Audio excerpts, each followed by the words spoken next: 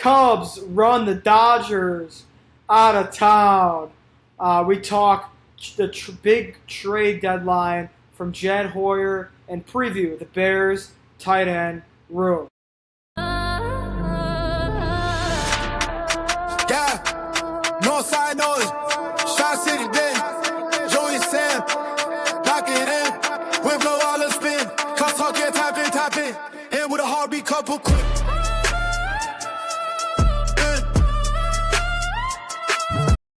Welcome to the Shy City Den. I am Joey Glickman alongside Sam Van Cleve.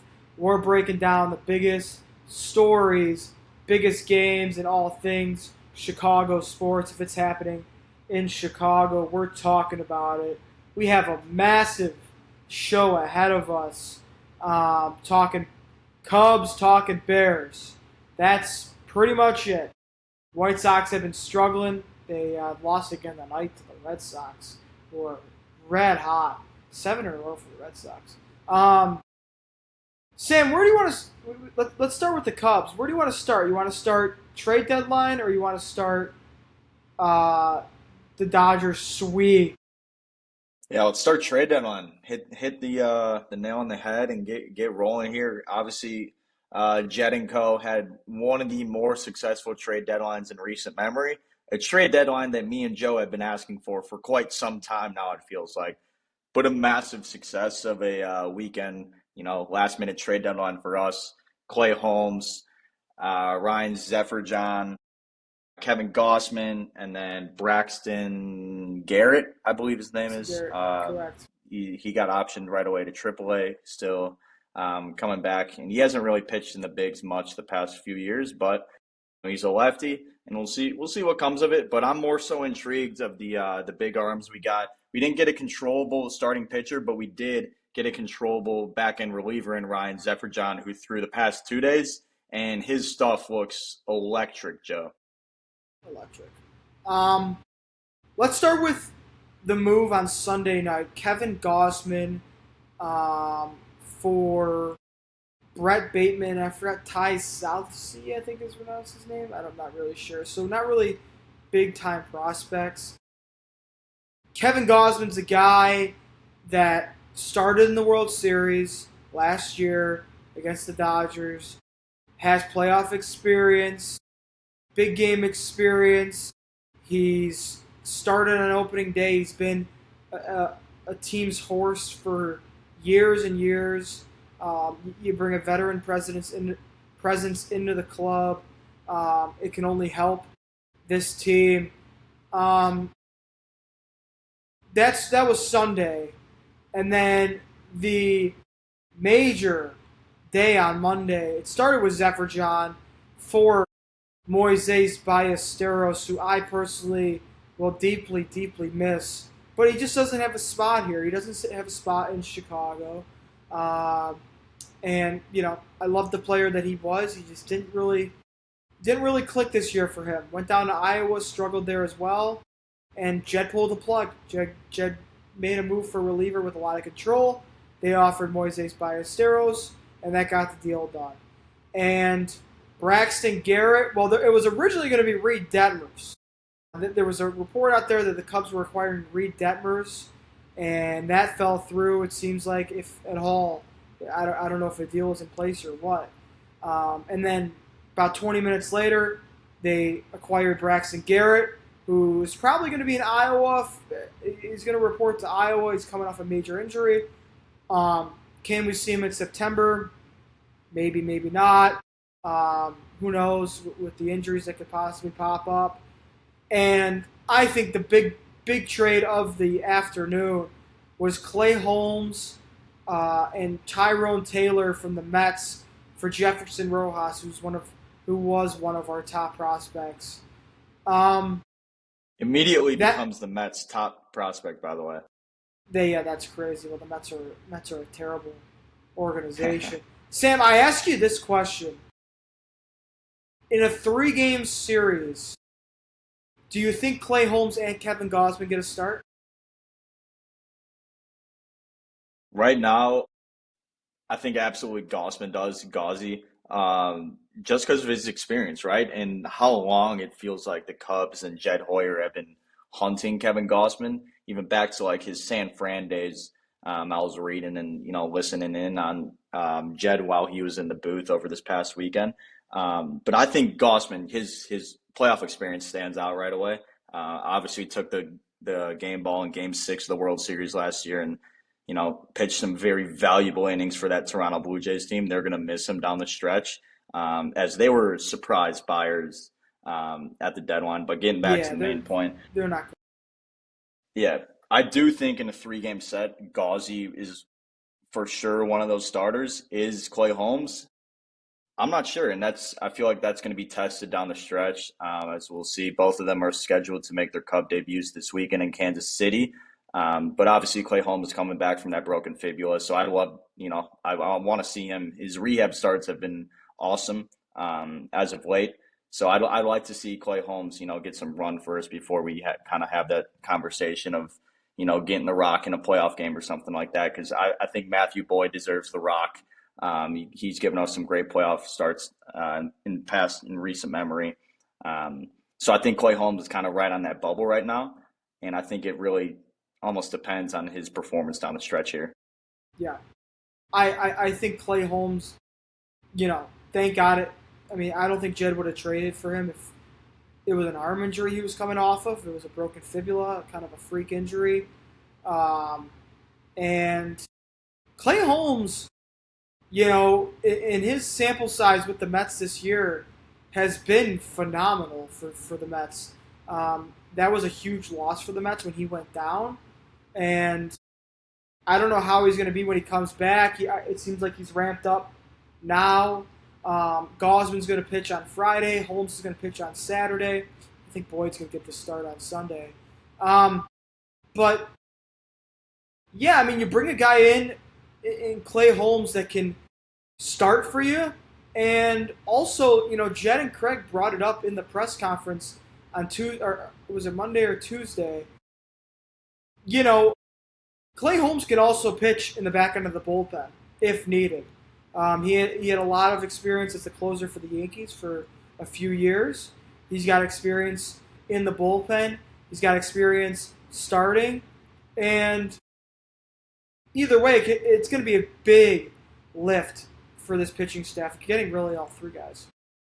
100%. And I kind of look at it similar to the David Peterson deal. Like the high ground ball percentage is 100%.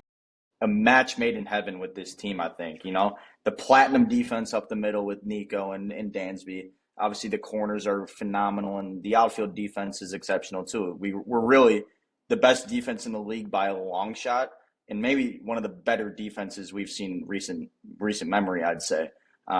DRS, defensive runs saved, and outs above average are off the charts with this group. So I really think Clay Holmes coming in with that 55% ground ball rate is just a match made in heaven for this defense and for this team. And I think Jed absolutely hit a home run. It sucks to see Rojas go because I loved him as a prospect, love Mo as a prospect as well. But ladies and gentlemen, we have been asking for this team to act like a big market team for quite some time now, and this is how you act like a big market team. Sucks to lose prospects, but we're going for it. This team is real.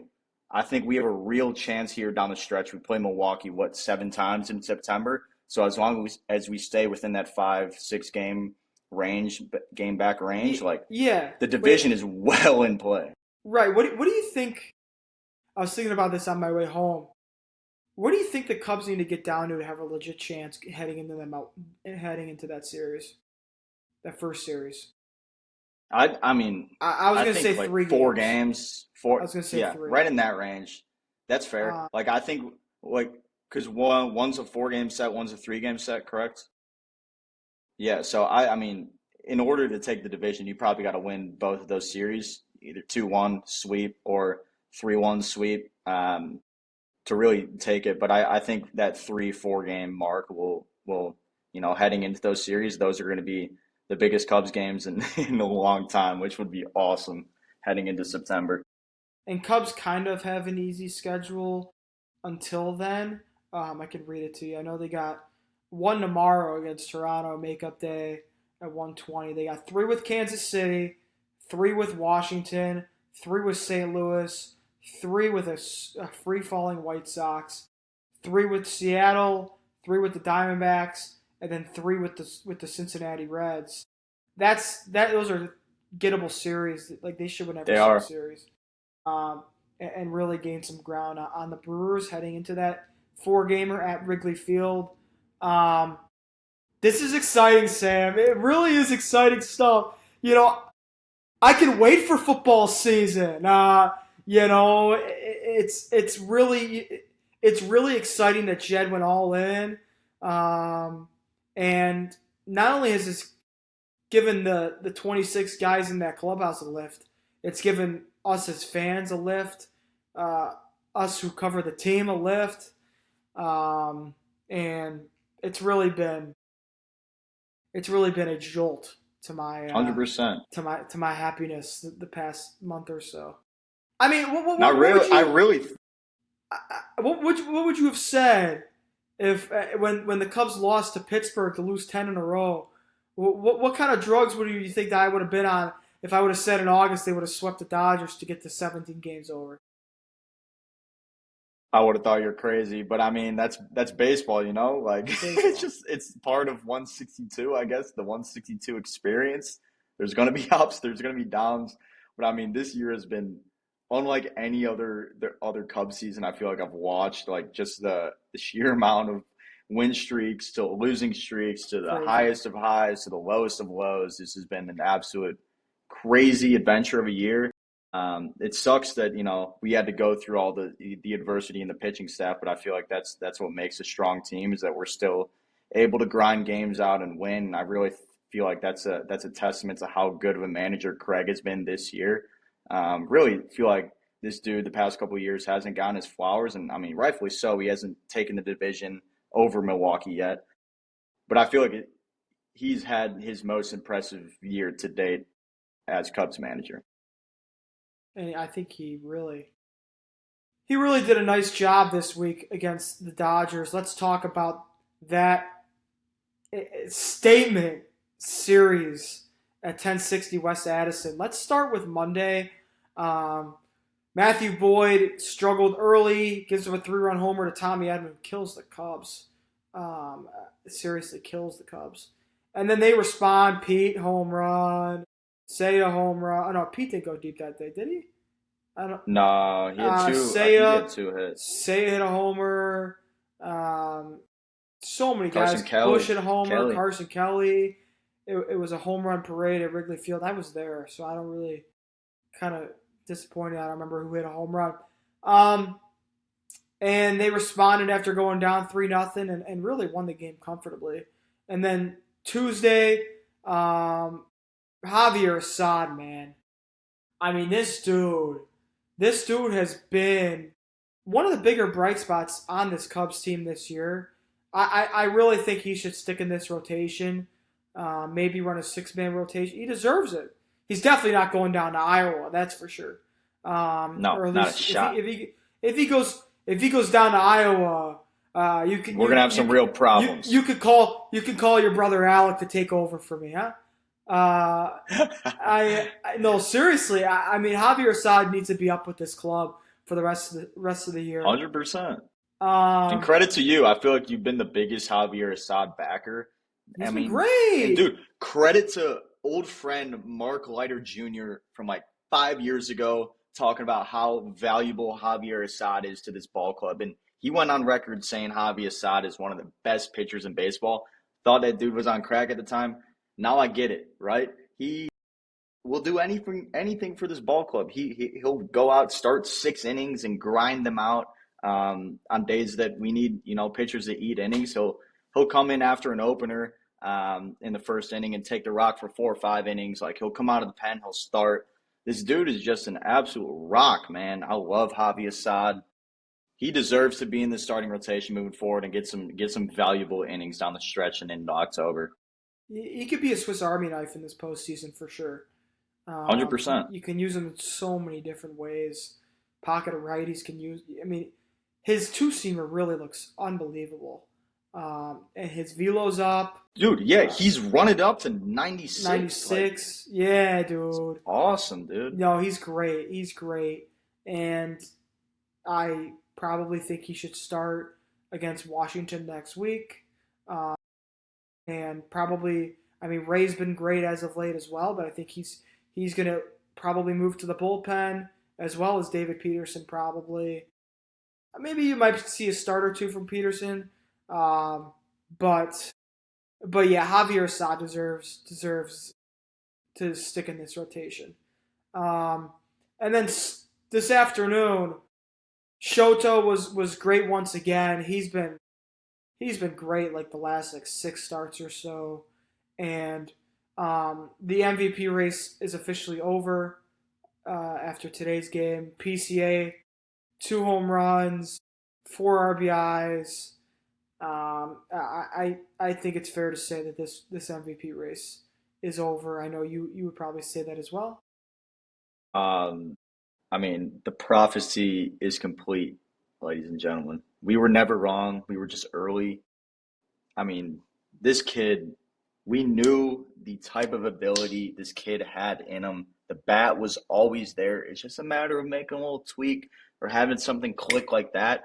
And I felt like his plate discipline clicked like that at some point in the year, and the walks spiked up. He's not chasing anything like we said. He had to go through that Padres series last year, kind of through the gutter, chasing the high fastballs, chasing the low curveballs. But you got to fail to succeed in this world, and Pete is a great example of that. This kid he's just a gamer, and he knows it too. He is an absolute stud. He's got all of we were backing Pete, man. It's his award. It's the MVP is coming home, and the MVP runs through Chicago in 1060 Addison. Come on, man. Come on, it's really a joy to watch. Like, if for whatever reason I'm out watching the game or not watching the game and I'm tracking it on my phone. When Pete comes up to the plate, I'm hopping on the Marquee Sports app and I'm watching that at bat. That's must just how watch it's been. TV. That's just how it's Only been, man. only Cubs player in Cubs history to have back-to-back seasons of 25 stolen bases and 25 home runs. Home runs. Crazy. That is quite literally insane. Pete it feels like he's breaking stats or like making stats every day that I've never heard of. The Babe Ruth and Lou Gehrig one from a month back. The 30-30-30 with outs above average. I mean, he's on pace. He's on pace. He would be the first player ever in MLB history. It's actually insane. It's crazy. He got a day off today off his feet and just still contributed. Tyrone Taylor looked great in center field to that point. Like I feel like that's an underrated get because gearing up into October, like he's a 900 plus OPS against lefties. I think we'll see more, and we're starting to see it already. Like the Happ and Tyrone Taylor platoon. I love that we're finally going to something like that and lighting a fire under Happ's ass. Maybe that's what he needs. Well, I think Ian Happ should start considering, going left-handed permanently. He's been awful. Yes. He's been awful from the right side, and I think this probably. I don't want to speculate, but it seems like Matt Shaw season may be over. Unfortunately, this wrist injury has lingered. I thought this was going to be a minimum stint, and he's still not even close to being back. And Tyrone Taylor mashes lefties. He got a base hit today. Seems like he's decent defensively as well. He almost collided with Happ in center field this afternoon. But yeah, he's an underrated kid as well. Like he's got some pop. He's honestly killed the Cubs back when he was with the Brewers. So he can definitely swing it. And I fully expect Tyrone Taylor to be in the lineup to start against lefties. And then once a right-hander comes in, you put Ian in. Like that's how it should be for the rest of the year. I love Ian the person, but we're here to win ball games, not to give anyone their flowers. So, love to see that move come to fruition, and just go ahead. I was about to say the emergence of Pedro Ramirez has been maybe one of the I love biggest that dude, man. That guy's got some biggest moxie, bro. blessings he does. I think it's one of the biggest blessings his team has received this year, if not the biggest. Like I feel like the emergence of him, I feel like we moved Mo and we moved Rojas because we saw how valuable Pedro can be for this team. He can go out, he can play the corner outfield, he can play second base, he can play third base. You can put him anywhere in the lineup too. He was in the 2 hole earlier this week, and then towards the latter half of the week, he's in the 7 hole. Switch hitter from both sides. Mirrors Jose Ramirez. I freaking love the kid, man. The bats and ball skills for a rookie, for his first time seeing big league pitching, is really impressive. Switch hitter too, and he's decent from the right side. Like he can swing it from the right side, but he's played against. He didn't play today, did he? I don't think he did. No. But yeah, he played against Struble yesterday. He played against Robleski on Monday, and he held his own. Dude, some of the bats that he's had are just such a professional at bat. They are. Like he's worked the count, he's taken walks, and he's driving runs in. He doesn't have that much pop, but he's driving run. He kind of reminds me. I don't. This is a tall task to emulate their game actor, but he plays a little bit like Jose Ramirez. Am I wrong I with just that? said that. Like, no, not at all. I mean, the swing, you put him side to side, the hand movement, the lower half, all looks way too like familiar to Jose Ramirez, and that's obviously a very good player to emulate. That dude killed us in 2016. He's been killing teams for a decade in the league. But the bat skills are unbelievable. It feels like his bat is in the zone for so long, which is a great thing. Like the bats ball skills are just flat out incredible with this kid Pedro, and I really want to see him as an everyday player moving forward. I don't know where that is in the lineup or how you figure that out, but I really feel like the emergence of him kind of, made Jed more comfortable with moving off of Mo, moving off of Jefferson Rojas. What do all your youth coaches say about hitting? If you hit, you'll stay in the lineup. That's pretty much it. They'll find a spot for you. He's been hitting. He's going to find a spot in this lineup every day. I expect him to be in the lineup tomorrow against Cease. Fully expect him to be in the lineup, yeah. Let's kind of preview tomorrow's Cease against David Peterson. That's a tough matchup. I still think we can win that game. And then Friday is going to be Kevin Gausman making his first start against Kansas City. Clay Holmes will make his first start as a Cub in Kansas City on Saturday, and then Matthew Boyd will get the Sunday start. This is a series that you got to take advantage. Try to win 2 out of 3, if not sweep them, and go on our merry way to Washington. So just keep stacking wins. I understand Milwaukee is tough to gain ground on. However, they're slowing down offensively. They haven't been great offensively. I know they won the night. We're still 5.5 back. But just find a way to get to 3 games back going into that first Milwaukee series, and it's game on. I feel like it's game on no matter what. Even if we're 5.5, 6 back, you can still chip away up until the last game of the year. So as long as you're winning, taking care of these series wins, stacking series wins, it's absolutely possible. But tomorrow, tall task with Dylan Cease. I feel like this dude has had a lot of success at Wrigley Field and against the Cubs recently. Killed us in the playoffs. Big strikeout stuff. Maybe the AL Cy Young winner. So tomorrow, definitely a tall task, and our lineup needs to be locked in against them. Obviously, today, what I love to see after the game, Pete's talking to our reporters, kind of how he feels about going toe-to-toe with Ohtani. He said, it's great and all, but it would be better if we knocked this team out in October. And he even mentioned, we got Cease tomorrow. We got to go in, tighten up, and get ready for Cease. So I love, the mindset with this team right now. It's, okay, we swept the best team in baseball. Okay, on to the next. Right. Love it. I love it. It's fun. But we got to move on to the Bears. Preview the tight end room. That was a lot of fun Cubs talk. Hopefully we have a lot of more fun shows ahead of us. Let's preview the tight end room briefly. Colston Loveland, Cole Kmet, Sam Roush. What is it, Roush or Roush? Out of Roush. Stanford. Roush. Sam Roush out of Stanford. Sam, year 2 for Loveland. Cole Kmet's final year as a Bear. And Sam Roush, his first year in the NFL.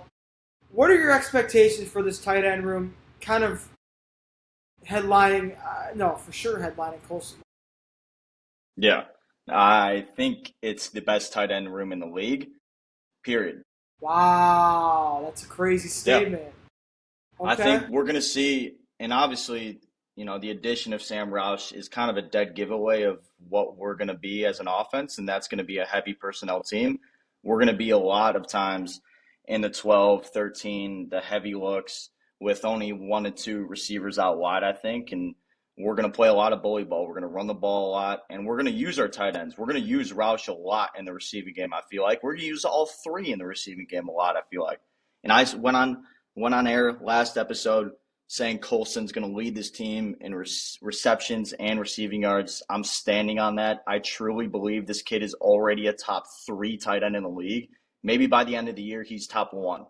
I really think 84 is a problem for opposing teams, and we're going to see that. But I really love this group. I feel like all 3 of them get their hands dirty in the run game. They're exceptional blockers. That's why Roush was one of the better blockers in the draft. You watch clips of him at Stanford, he's taken on defensive ends by himself in the run game. I mean, Kenyon Sadiq is not doing that. Eli Stowers is not doing that. 2 of the tight ends in the draft who had high draft capital, 1st and 2nd round. Roush, to me, is a very well-rounded tight end, and his raw athletic score proved that. He tested really well at the combine, ran like a 4.7 flat 40, something like that. So he can move. After the catch was also impressive at Stanford on his film. But overall, super pumped for this tight end room. I really do believe it's the deepest and best tight end room in the league. Colston Loveland obviously headlining that. But yeah, this is going to be a heavy 12, 13 personnel team. Yeah. And I think Roush is going to play a bigger role than Durham Smythe did last year. Durham Smythe didn't really do much last year, especially when we drafted him in the 3rd round. And I'm going to say it now. I think when it's all said and done after this season, I think Colston Loveland will be a top 3 tight end in the National Football League. And I think Cole Kmet complements Colston Loveland very well. Kmet obviously started his career not really great at blocking. He's now a superb blocker. And Colston can do his thing now. I don't think he really has to worry about blocking as much. He's more of a receiving tight end. I've said this since he got drafted. He reminds me of Darren Waller, and prime Darren Waller, not New York Giants Darren Waller or Miami Dolphins. I would hope not. But yeah, I really, if there was a guy that I'm super excited for this year on the offense, it's Colston Loveland. We haven't had a good tight end since Mike Ditka. So, hey, Greg Olson would like a word. Yeah, but we gave him away. Jerry Angelo gave him away for nothing. So, that maybe Greg Olson. How many years was he with the Bears? 3, 4? Not many. Yeah, I mean it was his younger years. But all I remember from Greg Olson is that big TD in the the divisional game against Seattle. Yep. In the JJ Cuddy days. Yep. Yep. So I'm super excited for Colston Loveland. He's going to be really fun to watch. Cole Kmet, probably his last year as a Bear. Don't sleep on Cole Kmet this year. I'm going to be honest. Cole Kmet's still a really, really good tight end. Absolutely. Can still catch. He's not a slouch to anyone on the opposing defense. And then Sam Roush, we'll see snaps. So, any final thoughts before we get out of here? Really a great show. Really a great show. I mean, the last thing I'd like to just touch on real quick is, I've said it before, the NFL is a copycat league, not for Ben Johnson. Ben Johnson is the trendsetter. Everyone Yeah. else copies him and McVay, but Ben and McVay are setting the trends of the 12, the 13 personnel, getting back to the heavy sets. So this red zone package with these three tight ends is going to be a lot of fun. They're going to maul guys at the line of scrimmage, and we're going to win a lot of football games because of this group right here. Yeah, well, Sean McVay is going to get Aaron Donald back in a Rams Yep. uniform. That's going to be scary. But with Ben Johnson, there's nothing that we can't do. So um, we're 5 weeks away, Sam. We got the Hall of Fame game tomorrow, huh? I'll be tuning Hall of in. Fame game tomorrow. Me and Joe will be at training camp this weekend, so stay tuned. We're gonna be getting some content out on Sunday at Bears training camp. Um, but yeah, Hall of Fame game. We get to see Carson Beck against Kenny Pickett. Doesn't get much better than that. Thank you so much for listening to the Shy City Den. Um, we'll be recapping on Sunday the Cubs Royals series and previewing probably the Bears offensive line group. For Joey Glickman, that is Sam Van Cleve. Thank you for listening to the Shy City Den.